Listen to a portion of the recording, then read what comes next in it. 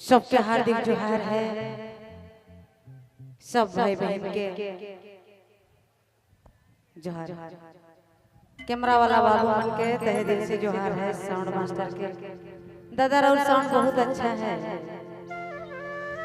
बहुत खूबसूरती, बहुत लाजवाब, अच्छा लागत है। और संगे संग हमारे सजिंदा भाई मन के भी तहे दिल से जोहार है। यह जोड़ी शिव के महिमा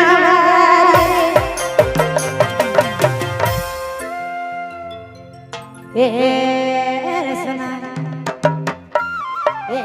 हर हर